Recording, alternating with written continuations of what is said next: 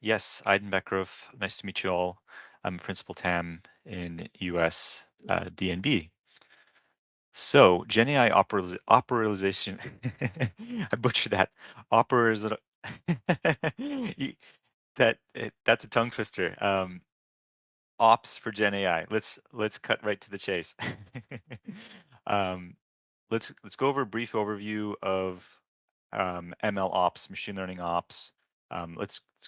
Let's go over how we're bringing GenAI into the world of ML ops and making use of GenAI in production. We'll cover GenAI ops for consumers, as opposed to focusing primarily on fine tuners or the model producers. And lastly, how enterprise support ties all of GenAI capabilities together and supports our DMB customers through that journey. So what is machine learning operations? It's the combination of people, process, technology to produce ML solutions efficiently. And that's this nice Venn diagram here you may remember from the world of DevOps. Um, this is really bringing the benefits of DevOps to machine learning workloads. So bringing ideas and models to production much faster, standardizing the model development and deployment, and lastly, ensuring repeatability and explainability and promoting really higher standards and effectively raising the bar on you know um, productionalizing like your moonshot factory for experiments in one Jupyter notebook to real production systems throughout all your lines of business where ML makes sense, right? So all of these figures will be, you know, um, there's no one size fits all. All these figures are averages you'll see, and really again your um, reducing your platform costs, reducing your time to market. These are all very standard goals of DevOps that make total sense in machine learning operations. So what does that really mean? We've most of our companies, most of our customers, we've got platform administration already in place. We've got we've got a large amount of data, usually domain specific data. And then you'll start to see experiments from data scientists, data engineers, um, analysts, and you're seeing that you can solve a lot of business problems with your data using machine learning. Now, building that actual platform to make this a no-op for a quick idea or an experiment is really where we're seeing that value from ML ops, where you get the value out of ML ops. So one instance Jupyter Notebook server to an entire pipeline essentially is what we're talking about here, and um, doing that safely, repeatedly, and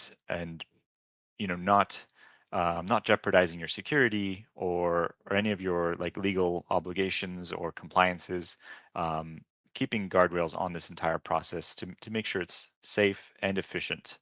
So, this pipeline is extensible as well. That's a key part of this. So it's not just a one-off experiments. It's repeatable and deployable.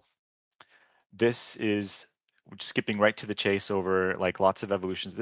By the way, this is totally over-engineered on purpose to show you the like real architectures, multiple accounts, dev, production, multiple platforms. This can be, hundreds and hundreds of engineers working on one MLOps pipeline, and at the same time, and keeping it safe with, service catalog, like approved templates of experiments, of instance types.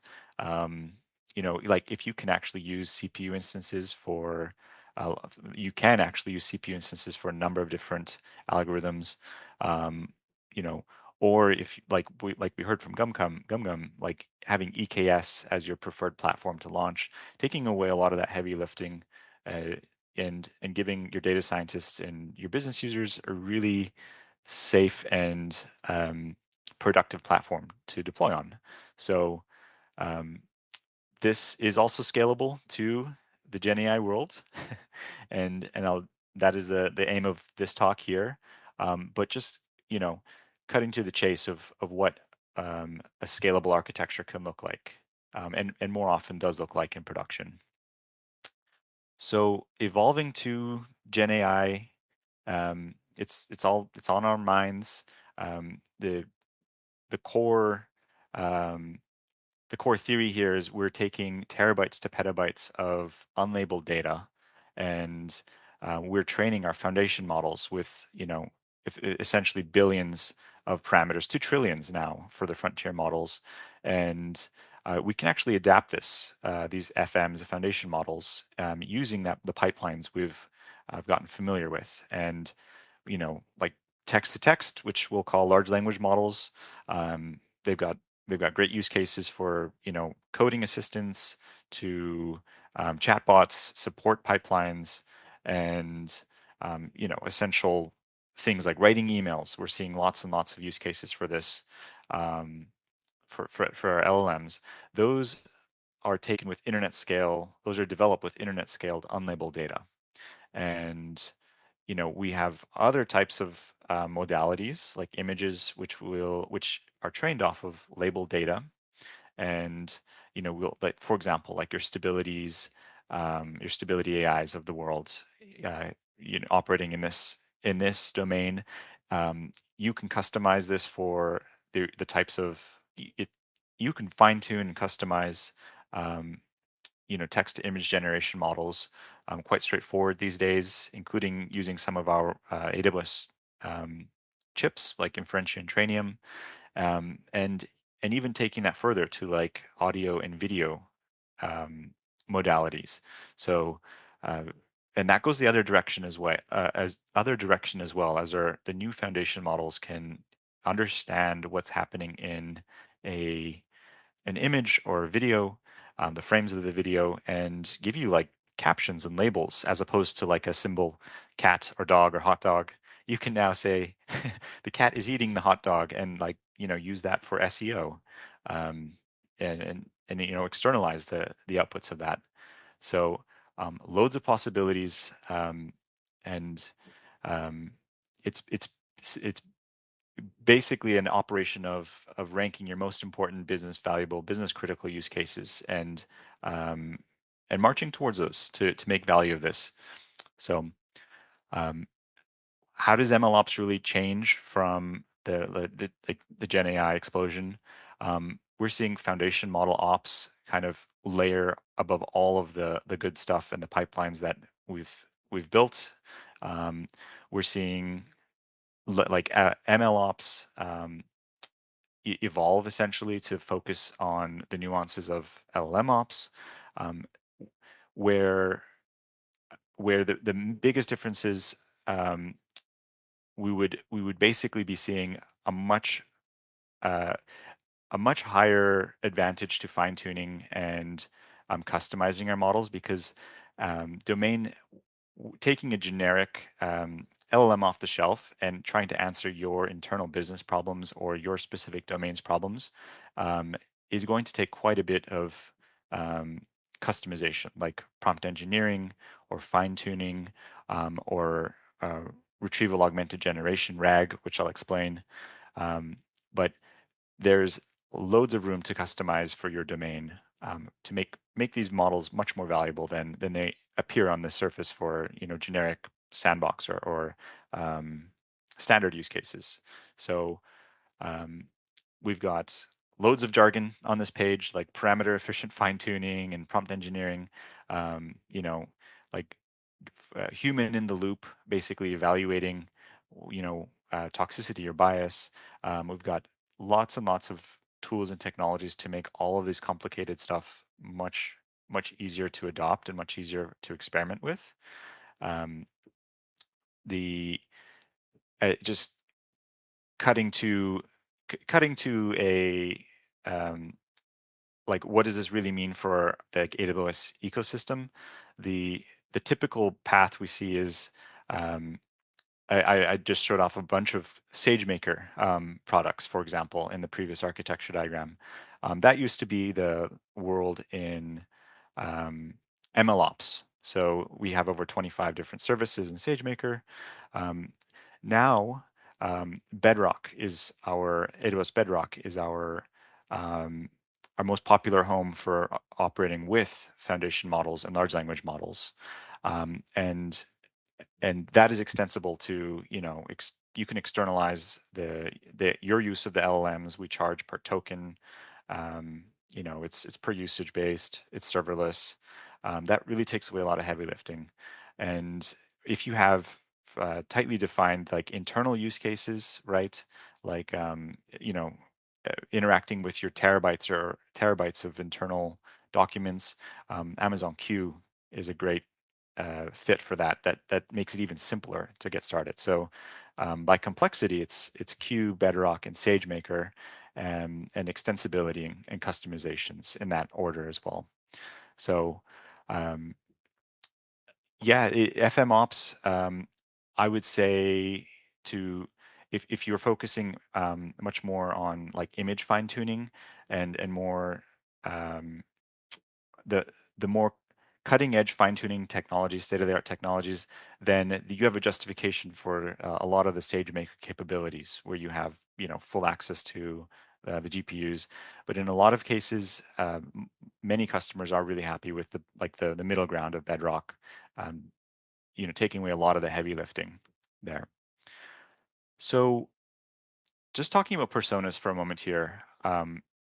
Most We're seeing almost all of actually almost all of the customers in DMB are consumers of LLMs and generative AI, be it your your coding assistants or Amazon Q, um, or like even daily uses, loads of daily uses, uh, making use of like the best frontier models out there, and consuming a lot of the Gen AI capabilities out there, like plugins to your browser. To it does not need to even be externalized at this point. It can be all internal use cases. It doesn't need ML expertise.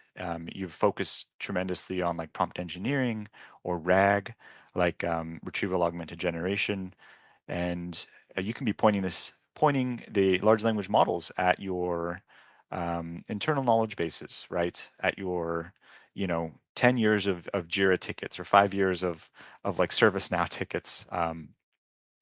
Now moving to the left here, like fine tuners, this is where you can take advantage of your like terabytes to petabytes of domain specific data and really improve um, your accuracy or perhaps reduce your cost of operating these.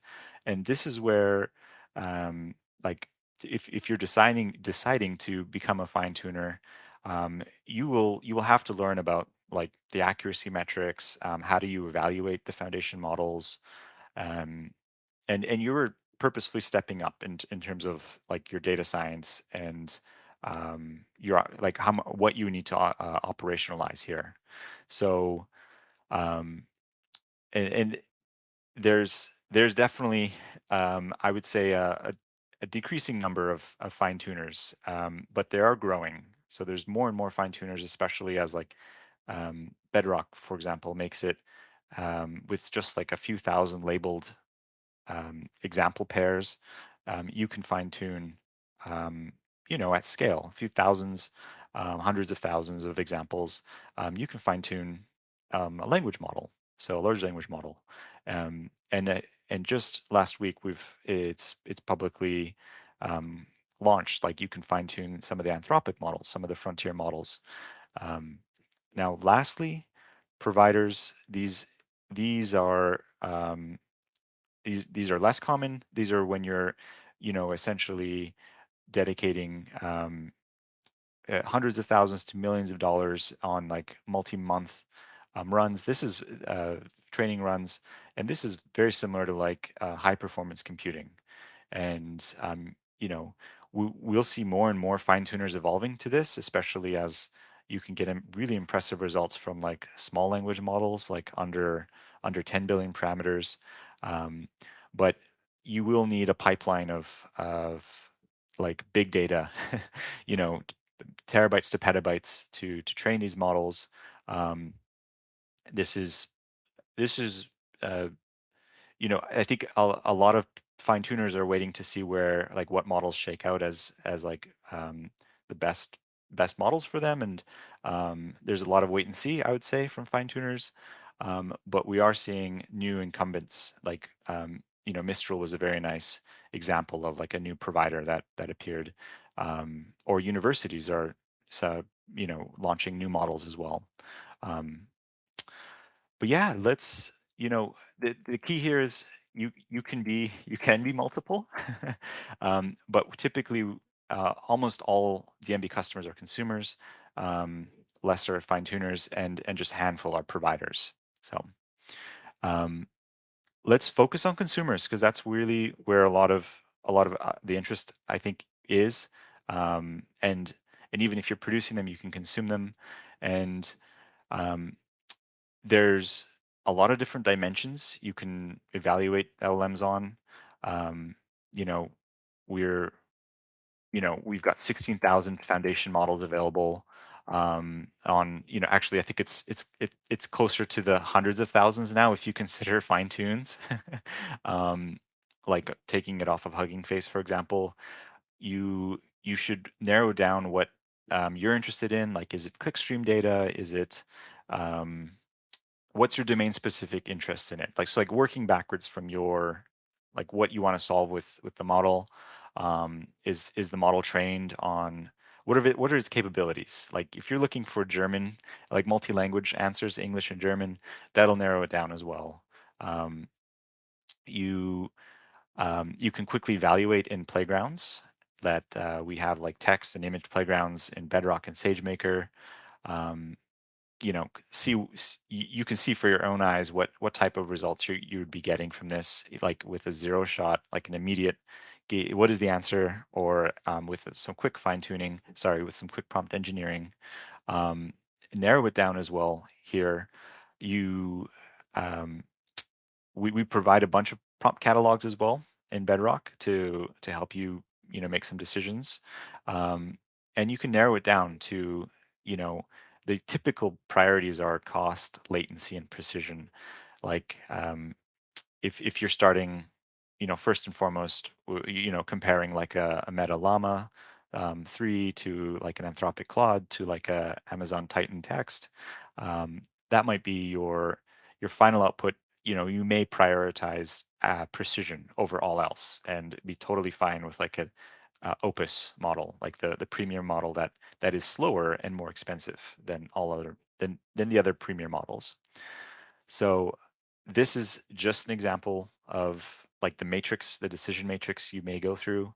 Um, you, one of the best benefits of Bedrock is you can switch between FMs very quickly as a new model comes out, and basically obsoletes what was available 6 months or a year ago. And we have a converse API, like a common API to switch with just a couple parameters. I will call out that your prompt engineering you should be aware you can benefit from more prompt engineering between models. Like there will be typically the model providers will explain like, okay, you don't need for example, you don't need to tag human and assistant every single time. We've baked that into the LLM, so that could save you some tokens in your usage. So you could save money that way, right? Um, uh, yeah, so the commercial license may impact some of you. Like maybe, Meta says if you have over 750 million users or something like this, like I think you can double check the end user license agreements, like with the FM providers, because there's, you know, essentially this whole matrix is fair game. Like which ones of these are you most important to, and working backwards from that. And you don't need to standardize on one model for your whole company. It's very common to see like customers choosing like fine tuning the smallest LLMs, like a 7 billion llama model, and then running for their like flagship application, let's pretend like a log analytics platform running like Claude 3.5 without fine tuning, but a tremendous amount of like prompt engineering, like 25 shots on the back end. So yeah, in practice, I'll run through this one, but again, it really begins with starting with your use case. You can get really far with prompt engineering these days before you necessitate becoming a fine tuner. You can save your best prompts and actually have a that's called system prompts to uneditable prompts before your customers begin or your users begin both their interaction with the LLM, and that can also extend to um, retrieval augmented generation. So in this example here, like this is basically more details on how you can evaluate and how you can extend your foundation models. Um, we're offering multiple different automated evaluations. FM eval was a very popular open source um, evaluation model. There's loads of um, top leaderboards around the web and that are domain specific, like coding examples or like mathematics. Some of those may not make sense for you. So just and there's pushback that those can be gamed or optimized for. So there is definitely value in evaluating which LLMs in your domain specific use case make sense. Um, you you can as well extend the evaluation process to include like humans in the loop, like those thumbs ups and thumbs downs are can be very important, especially if they're corrected. And we have services to SageMaker like Ground Truth that you can engage AWS, and we can help scale this process for you with like human assisted labelers. And lastly, you can use LLMs, like the most expensive accurate LLMs you can use to improve your like fine-tuned smaller models. So um, those are all options on the table to evaluate your LLMs. So I will I'll go through this one. We're a bit behind. Um, we you know you'll have your typical triangles, like pick two is isn't the right answer. You can prioritize, you should prioritize, or which you're most interested in, like if you're doing something at scale, cost might be your P0. Like if you're wanting to open this up to millions of interactions per day, that may be your most important dimension, really. um, and these are constantly getting better and improving and like decreasing in cost. Um, you can put them all head to head as well. It's pay as you go for a lot of our models. Um, this These are some more steps consumers may in their journey to like deploying their LLMs, um, building and deploying their LLMs. You know, from the first step of selecting your foundation model to testing and deploying it, will have at least 6+ steps here. You're going to um, have a continuous evaluation cycle of input and output ratings. Like um, as you canary and you start deploying to your customer base, um, you're continuously testing. And the same goes with as new models are released. I think witnessing your improved results, or like um, CSAT scores, even it's like customer satisfaction scores, if they're interacting with a chatbot. Um, like this is a continuous loop of testing this. That's really important for operationalizing your Gen AI use case. So um, there's a special class of customization called RAG, Retrieval Augmented Generation. Amazon Q Business functions off of RAG. Um, the key callouts for RAG is you can bring your domain-specific knowledge to your LLM instead of constantly feeding it into information into the context window. You can point it at your S3 bucket, for example, with like your data lake with terabytes, terabytes and terabytes of data, right? Make that data useful for usable, accessible, queryable, interactive with GenAI. And this uses by the way, this can all be simplified with Bedrock knowledge base. So if this looks like a lot of components, it can really be simplified. You don't have to worry about half of these processes on the back end with like Amazon Q for Business or Bedrock. The key callouts here, your embedding model is as new embedding models come along, you use the same embedding model that your query on the backend searches your vector database as first the documents are embedded with. So upgrading embedding models is a larger consideration than changing your large language model at the front end. We have much less embedding models to offer than our frontier than our LLMs. But one thing to keep in mind on a RAG pipeline.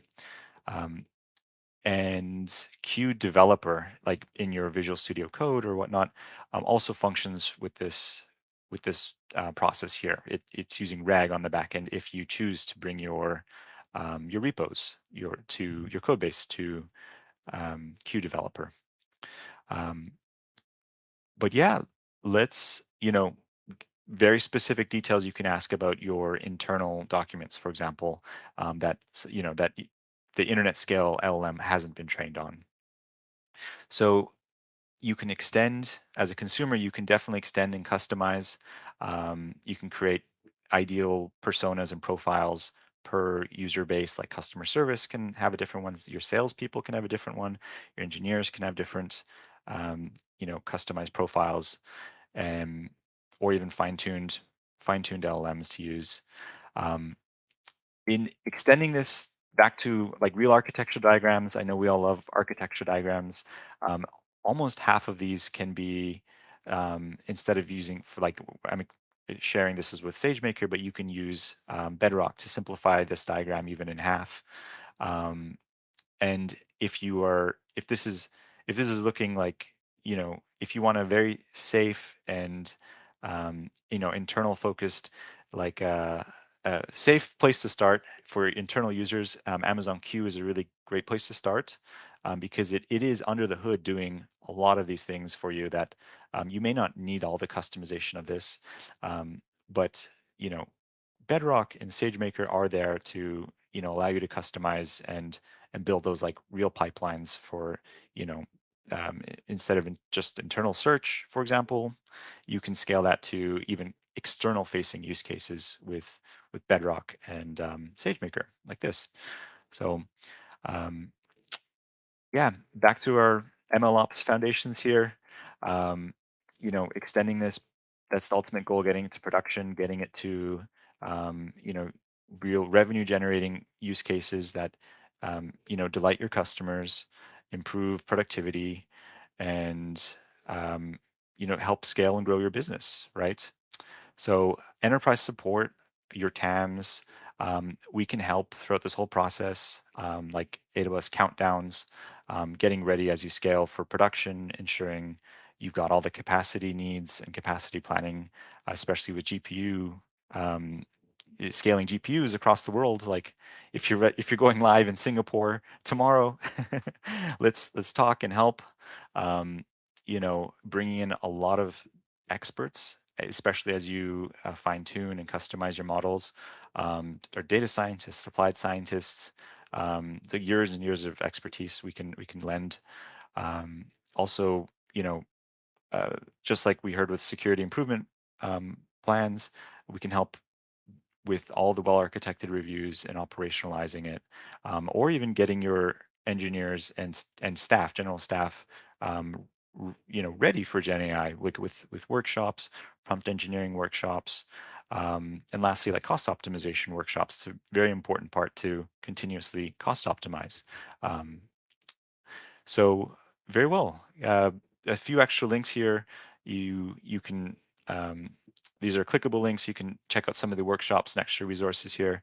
Um, I'm running a little bit behind, but yeah, I'm happy to take any questions. And yeah, thank you so much for your time.